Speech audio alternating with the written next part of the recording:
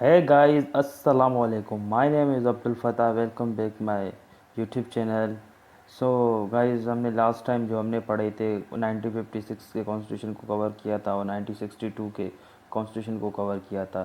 तो आज हमारा ये इसका थर्ड पार्ट है और बल्कि ये लास्ट पार्ट है। आज हम पढ़ने जा रहे हैं कॉन्स्टिट्यूशन ऑफ पाकिस्तान 1973।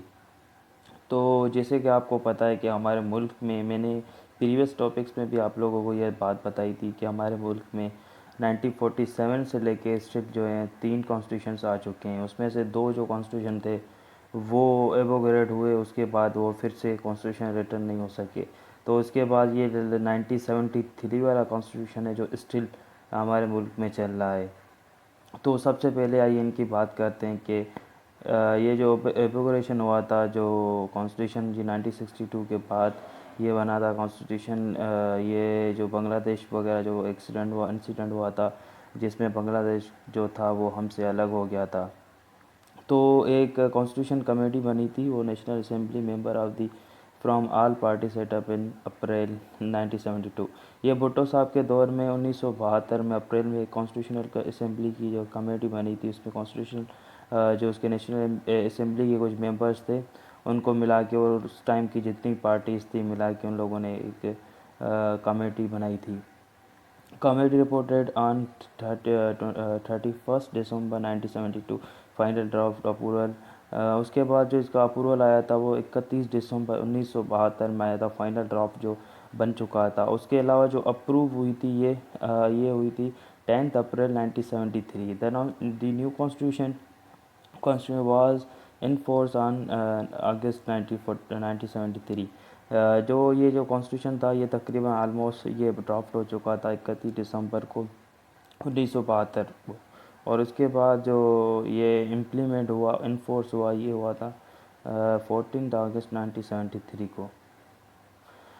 तो अगर हम इसके आर्टिकल्स की बात करें तो इसके आर्टिकल्स हैं 234 आर्टिकल्स हैं और इसके अलावा 13 इसके पार्ट्स हैं और 6 शेड्यूल्स पे ये मुश्तमिल है। अगर हम इस कॉन्स्टिट्यूशन के नाम की बात करें तो इस्लामिक रिपब्लिक ऑफ पाकिस्तान इस कॉन्स्टिट्यूशन का नाम रखा गया था। और इसके अलावा हम इसकी फ़ीचर्स की बात करें तो ये जो पार्लियामेंट्री सिस्टम है कि जो पावरफुल होता है वो प्राइम मिनिस्टर होता है, उसके बाद जो है वीक मतलब जो प्रेसिडेंट होता है। अगर हम उसकी बात करें कि जो हेड ऑफ़ द स्टेट होता है वो जो है प्रेसिडेंट होता है कॉन्स्टिट्यूशन, मगर वो प्रेसिडेंट एक ऐसे समझ लें कि जैसे यूएसए में हमारे पास वहाँ पे क्वीन होती है तो उनका काम होता है सिर्फ मतलब सिग्नेचर करना किसी भी बिल पे और अप्रूवल वगैरह देना। तो ये भी इसी तरह से हमारे यहाँ भी प्रेसिडेंट का ही काम होता है कि जस्ट वो सिग्नेचर वगैरह का काम करता है। उसके अलावा जो सारा काम करता है वो प्राइम मिनिस्टर करता है। एक वीक प्रेसिडेंट आप समझ लें प्रेसिडेंट। और इसके अलावा ये कि एक president must be act on the advice of the PM, all his orders और काउंटर साइंड बाय पीएम। और इसके अलावा जो प्रेसिडेंट होगा वो प्राइम मिनिस्टर के जो हुक्म हकाम होंगे उन पे मतलब बाउंड होगा और उनकी जो भी होंगे उस पर साइन करेगा। Must be answerable to the National Assembly.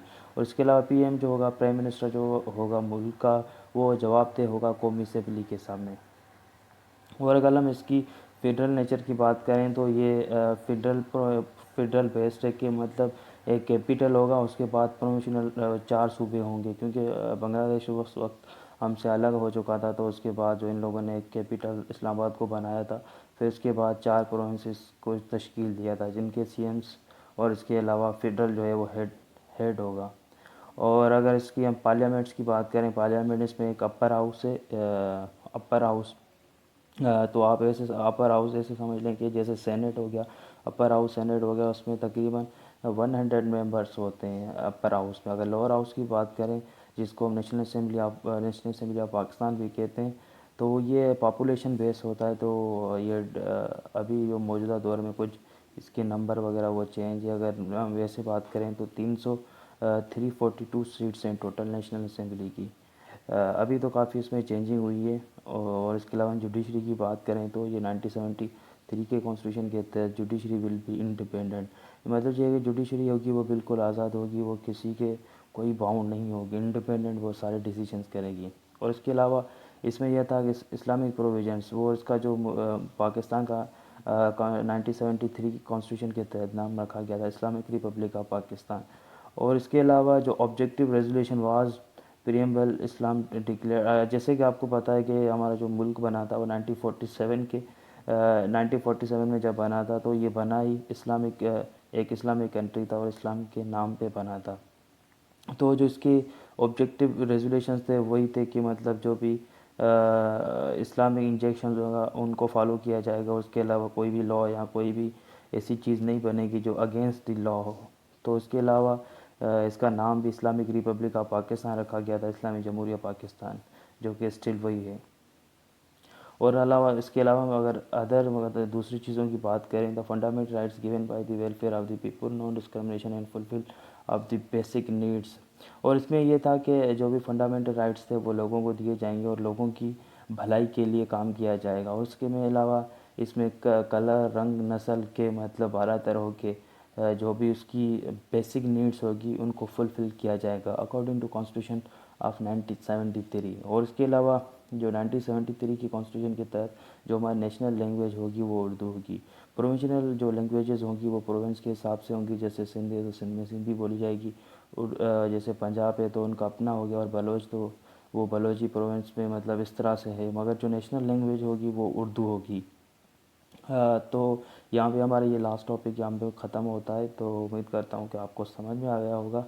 और इसके अलावा जिन दोस्तों ने हमारे चैनल को सब्सक्राइब नहीं किया तो काइंडली हमारे चैनल को सब्सक्राइब कर दें, ताकि हर नई आने वाली वीडियो आप तक पहुँच सके।